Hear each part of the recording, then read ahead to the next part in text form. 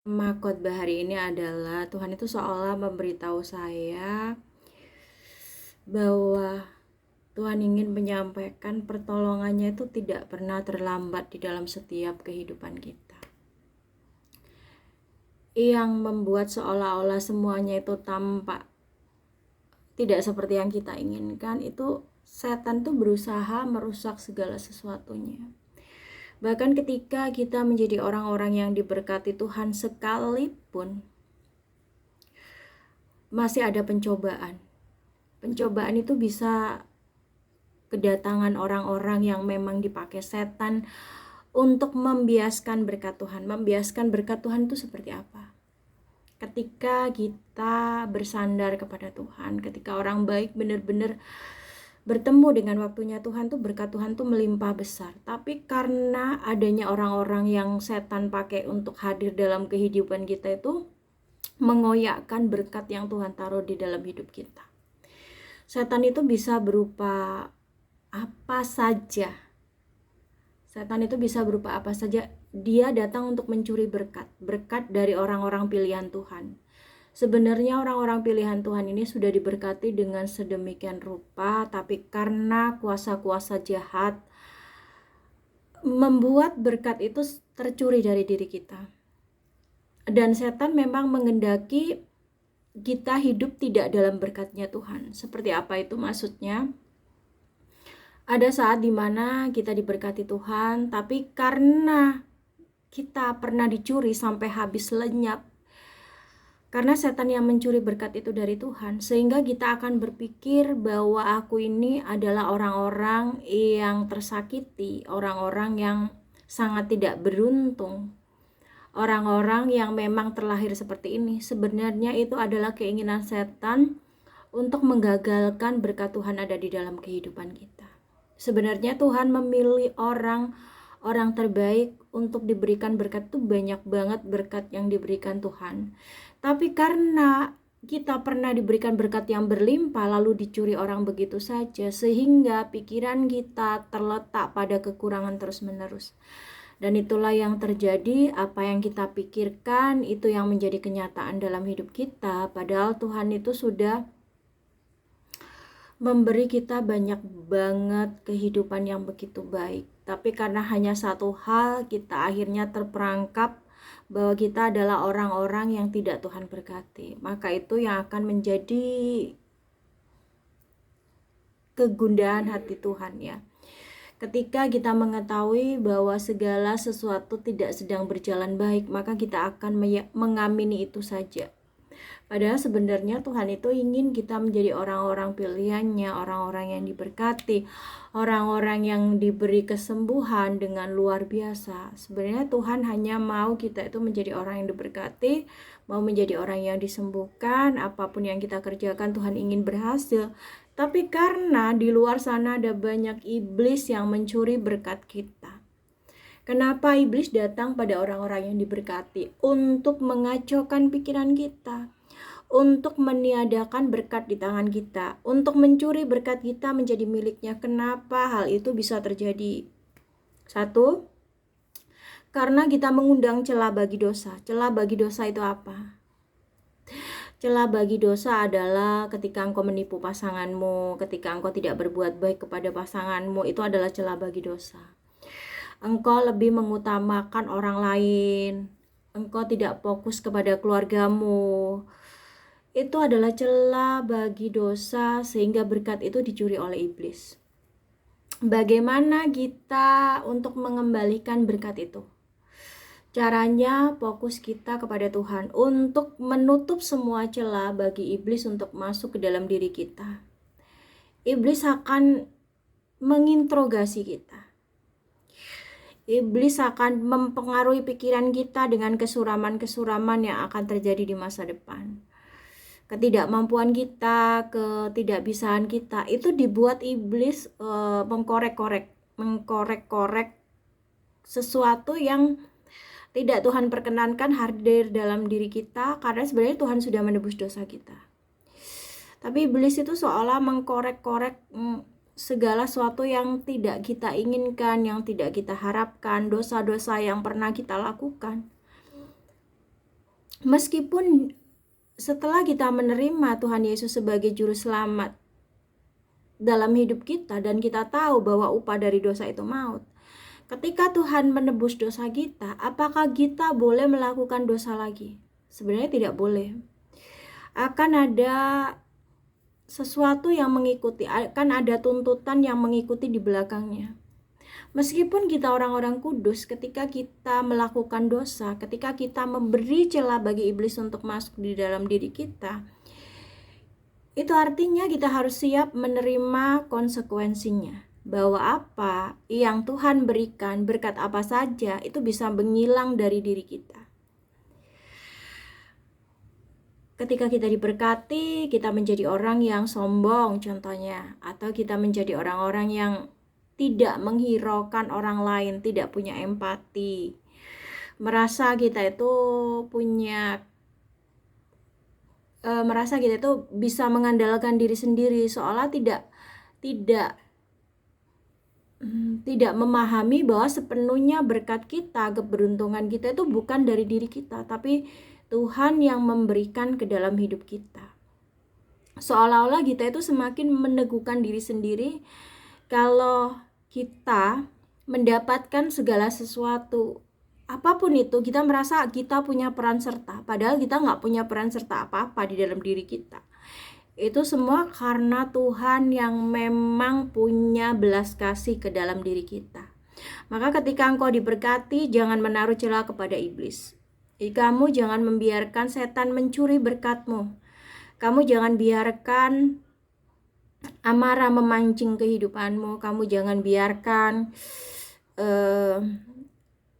kamu menjadi orang yang tidak baik, atau kamu semakin banyak kebohongan-kebohongan, atau juga kamu menjadi orang yang tidak setia kepada Tuhan. Tidak setia kepada Tuhan itu sama dengan kita tidak setia terhadap keluarga kita, sama dengan juga tidak setia kepada Tuhan. Tidak setia kepada pasangan kita sama dengan tidak setia kepada Tuhan. Kenapa seseorang yang punya ketidaksetiaan terhadap pasangannya, itu Tuhan selalu uji cobakan dengan menghilangnya berkat itu dari dirinya. Karena engkau tidak menghormati Tuhan, tidak menghormati pasangan, tidak menghormati Tuhan. Tidak setia terhadap pasangan, tidak setia dengan Tuhan. Kita tidak mengasihi sesama kita, kita juga tidak mengasihi sesama kita tidak mengasihi sesama kita juga tidak mengasihi Tuhan. Kita tidak punya empati terhadap orang miskin, itu mendukakan hati Tuhan. Itu semua sudah ada di dalam Alkitab. Dan Tuhan Yesus ingin menyampaikan ini kepada saya. Ketika engkau merasa semua berkat itu telah berpindah tangan kepada orang lain, kembalilah kepadaku, aku akan menerimamu dengan kedua tanganku. Maka ketika hidup kita begitu banyak halangan itu bisa dari sesuatu dari celah kita atau dari dosa kita yang pernah kita lakukan, sehingga dosa itu bisa membuat Tuhan itu murka kepada kita. Murkanya Tuhan itu bukan dengan memberi penyakit atau apapun itu. Tuhan tidak mengizinkan penyakit terjadi dalam hidup kita, itu semua kuasa setan. Tuhan tidak mencuri berkat kehidupan kita, itu semua setan yang mencurinya dari diri kita. Tapi bagaimana mengembalikan berkat itu untuk kembali ke dalam diri kita? Kita harus setia sama Tuhan. Setia sama Tuhan artinya kita berusaha berucap segala sesuatu itu harus punya komitmen dari landasan hati kita yang paling dalam. Apa yang kita ucapkan haruslah menyenangkan Tuhan. Menyenangkan Tuhan itu artinya setiap perkataan kita itu punya dampak baik bagi orang lain. Kita selalu berusaha benar-benar mencintai Tuhan, benar-benar punya waktu untuk Tuhan. Punya waktu itu artinya setiap apapun pekerjaan yang kita lakukan, kita minta Tuhan dicampur tangan dalam kehidupan kita. Karena kita tidak akan tahu ke arah jalan mana kehidupan kita itu akan berakhir. Seandainya engkau menyetir sebuah mobil, engkau pasti butuh kaca spion. kaca spion, bahkan juga kaca kanan kiri untuk melihat langkah jalanmu itu sudah benar gitu loh.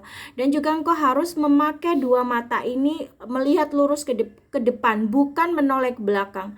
Makanya Tuhan selalu meminta kita jangan melihat masa lalumu, jangan melihat kesalahanmu, tapi perbaikilah kesalahanmu.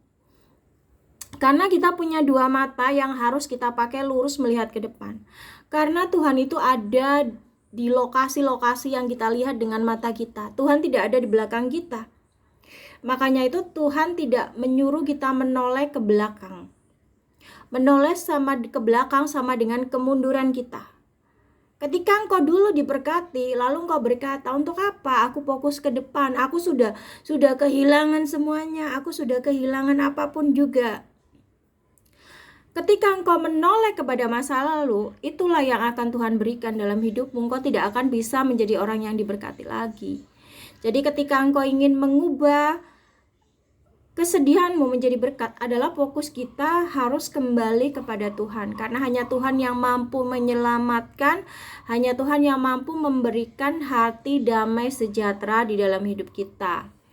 Dan itulah sebabnya rintangan itu pasti ada, tapi ketika fokus kita sama Tuhan, seolah rintangan itu Tuhan itu kasih sebuah perspektif baru yang mungkin kita nggak pernah pikirkan. Tapi melalui Tuhan kita itu bisa melalui rintangan itu dengan baik, meskipun pasti ada naik turunnya. Tapi selama kita memposisikan diri kita, selama kita punya waktu bersama Tuhan, itu segala sesuatu dalam hidup kita itu akan kembali lancar. Berkat itu akan mengalir luar biasa lagi di dalam hidup kita.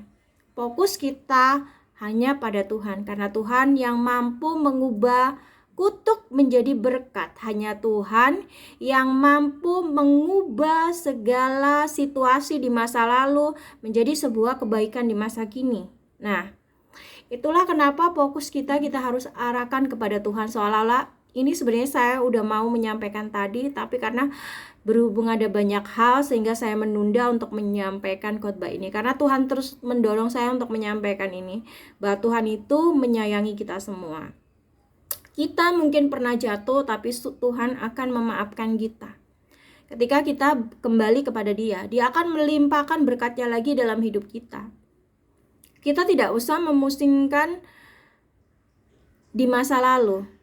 Perjalanan kita di masa lalu, mungkin kita pernah di masa lalu menjadi orang-orang yang punya pengaruh atau apapun, tapi ketika melihat masa kini, seolah semua itu tidak ada kemungkinan untuk bisa membalikkan keadaan. Kita tidak akan tahu.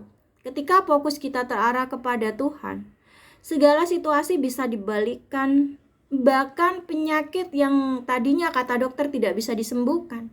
Ketika fokus kita kepada Tuhan, mungkin gejalanya masih ada. Tapi ketika kita melihat Tuhan yang punya kuasa, Tuhan bisa memutarbalikkan fakta, bahkan Tuhan bisa mengubah apa yang sedikit di tangan kamu menjadi berlipat ganda. Apa yang tidak masuk akal bisa dibuat Tuhan masuk akal. Itulah Tuhan, itulah hebatnya Tuhan Yesus kita. Dia punya rencana-rencana yang tidak dipikirkan oleh manusia, karena Tuhan sudah ada di depan kehidupan kita. Kita mungkin hari ini berada di posisi A, tapi Tuhan telah ada di garis finish kehidupan kita. Dia tahu apa yang terbaik bagi kehidupan kita. Mungkin satu pintu tertutup, tapi Tuhan bisa membuka pintu-pintu lain. 2-3 pintu bisa Tuhan bukakan untuk kamu. Ketika engkau melihat satu pintu tertutup, nggak usah kecewa. Mungkin di situ kamu mungkin di situ kamu tidak tahu bahwa berkatmu mungkin sedikit. Tapi Tuhan bisa membuka pintu di tempat lain yang berkatnya luar biasa. Jadi kita jangan pernah mengecilkan Tuhan. Tuhan punya kuasa. Bahkan orang yang tadinya sehat bisa Tuhan buat lumpuh sekarang juga. Itulah hebatnya Tuhan. Orang yang sakit hari ini, sekarang ini, detik ini juga bisa Tuhan sembuhkan. Itulah ajaibnya Tuhan. Bahkan mungkin kita yang punya pikiran-pikiran yang tidak mungkin terjangkau, atau mungkin pikiran kita yang tidak bisa memikirkan sebegitu panjang lebarnya kasihnya Tuhan, kita itu bisa kayak diberi hikmat kebijaksanaan sebagaimana Salomo. Jangan meminta kekayaan, tapi mintalah hikmat kebijaksanaan kepada Tuhan. Kenapa? Dari hikmat dan kebijaksanaan itu kita bisa mengelola apa-apa yang akan kita lakukan, langkah-langkah apa. Di situ engkau akan makin diberkati dengan kekayaan apapun itu. Hikmat kebijaksanaan bisa menentukan langkah kita. Hikmat dan kebijaksanaan kita bisa tahu ini benar atau salah, atau ini naik atau ini turun, atau juga ini langkahnya kemana, ini kita itu harus jualnya apa, fokusnya apa, nge-branding apa. Itu Tuhan kasih solusi ketika kita diberi hikmat dan kebijaksanaan. Maka ketika engkau tidak melihat masa lalumu tapi fokus pada masa depanmu, engkau akan menemukan hal-hal yang mungkin dulu tidak engkau temui, tapi itu otakmu dibuka, perspektifnya lebih jauh berbeda.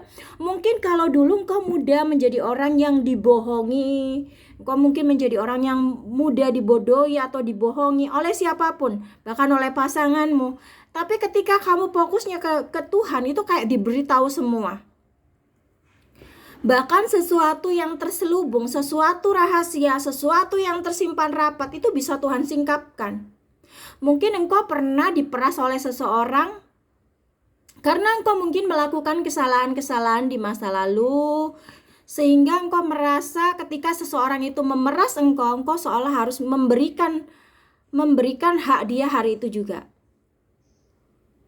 Seolah-olah engkau dibutakan bahwa kau harus bertanggung jawab terhadap kesalahanmu itu.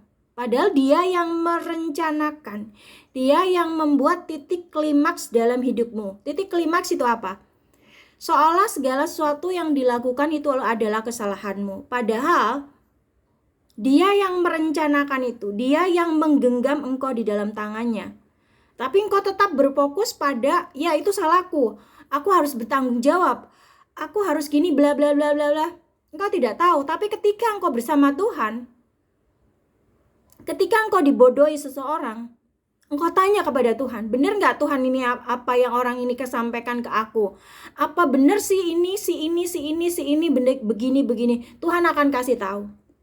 Tuhan akan berbicara langsung kepadamu. Bahkan mungkin segala sesuatu yang tertutupi, bahkan di dalam kandungan kita sekalipun, Tuhan tuh bisa singkapkan apa-apa itu. Masa depan kita bahkan Tuhan sudah tahu. Maka itu hebatnya berteman dengan Tuhan, bersahabat dengan Tuhan. Apa yang tidak kita tahu Tuhan singkapkan. Bahkan segala sesuatu yang rahasia sekalipun, seandainya engkau hari ini dijebak orang, diperas orang karena itu mungkin kesalahanmu, bertanyalah kepada Tuhan langsung. Apa benar itu akibat perbuatanmu atau tidak? Tuhan bisa kasih gambaran. Tapi ketika orang itu mulai menyebarkan aibmu, keburukanmu, engkau langsung konfirmasinya bukan kepada orang itu, tapi kepada Tuhan.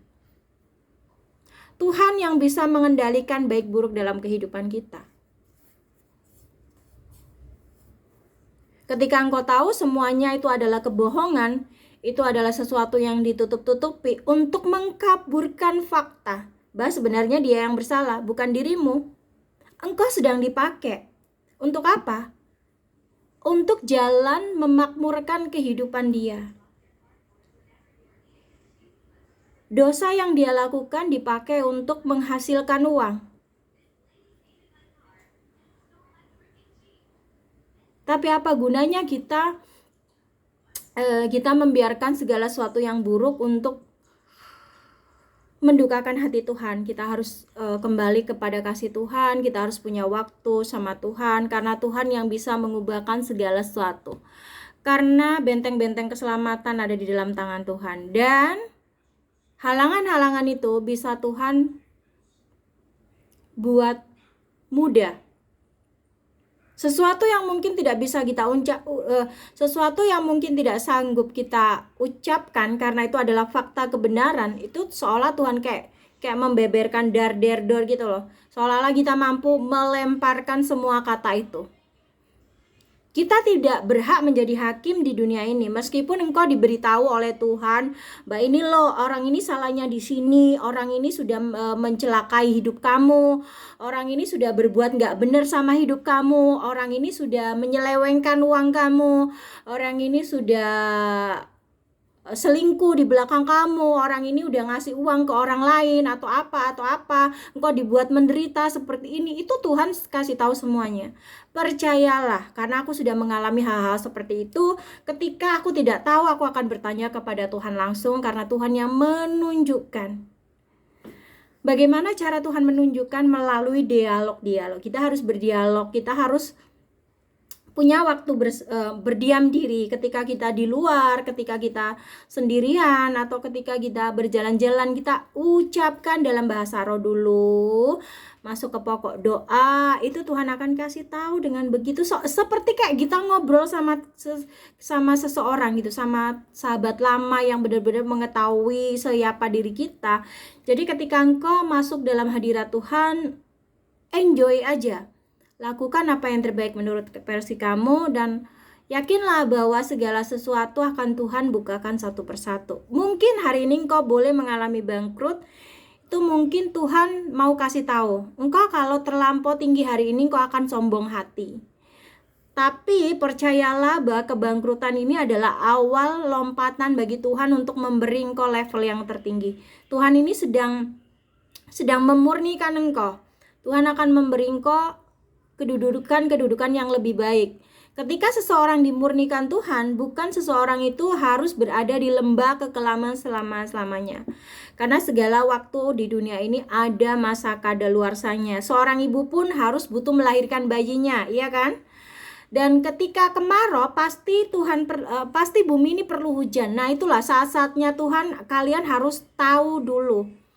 Segala sesuatu, menangis pun ada saatnya kita tertawa. Menanam pun ada saatnya menuai. Apa yang kita tabur, itu yang kita tuai. Kalau memang dulu kita pernah merendahkan seseorang, atau pernah menganggap orang itu tidak berarti penting, tapi ternyata orang itu dipakai Tuhan luar biasa, kita harus mengakui kesalahan kita harus minta maaf. Enggak perlu minta maaf ke orang itu langsung, tapi kamu bisa minta maaf ke Tuhan. Ketika kamu minta maaf atas kesalahan-kesalahan itu, apa yang semula sulit bagi engkau, Tuhan akan beri kemudahan, akan beri kelancaran. Dan percayalah, bersama Tuhan itu selalu ada berkat. Berkat-berkat yang tidak terduga maupun yang terduga. Dan percayalah, hidup bersama Tuhan, meskipun kita di lembah kekelaman, kita masih menemukan damai sejahtera bersama Tuhan. Tuhan memberi kasih, Tuhan tidak memberikan pencobaan, tapi Tuhan mengizinkan pencobaan untuk memurnikan kita. Semoga pencerahan kali ini memberikan hikmat kepada kita bahwa Tuhan itu selalu ada di pihak kita. Tuhan selalu menjadi penolong tepat waktu. Tuhan tidak pernah berlambat-lambat, karena Tuhan sedang pegang kendali hidup kita. Tuhan tahu yang terbaik bagi hidup kita. Esok atau nanti, Tuhan yang tahu waktu terbaik. Waktu terbaik menurut kita belum tentu waktu yang terbaik menurut Tuhan. Mungkin kita masih ada di masa pemulihan, belum 100% sembuh. Itu menurut Tuhan memang yang terbaik bagi Tuhan, bukan terbaik bagi kita. Kalau kita memang boleh mengalami rasa sakit, untuk Tuhan memberitahu kamu bahwa mukjizat kesembuhan Tuhan masih ada. Kalau Tuhan izinkan engkau mengalami kemiskinan hari ini, engkau akan melihat mukjizat Tuhan, hidupmu akan diberkati. Ketika engkau di dalam masa kelimpahan, Tuhan izinkan engkau disandra oleh orang-orang lain yang mengincar berkatmu. Itu Tuhan izinkan terjadi untuk apa? Untuk engkau belajar, untuk saling percaya kepada orang yang benar-benar tulus mengasihimu.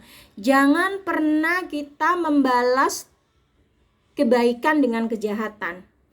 Balaslah kejahatan dengan kebaikan, kebaikan dengan kebaikan. Itu yang menyenangkan hatinya Tuhan, dan semoga ini bermakna bagi kita semua. Semoga ini seperti mengoreksi diri kita. Mungkin kita itu ada sesuatu yang mungkin belum bisa kita singkapkan, tapi melalui video ini kamu bisa tahu bahwa Tuhan itu menyingkapkan sesuatu yang tersembunyi sekalipun.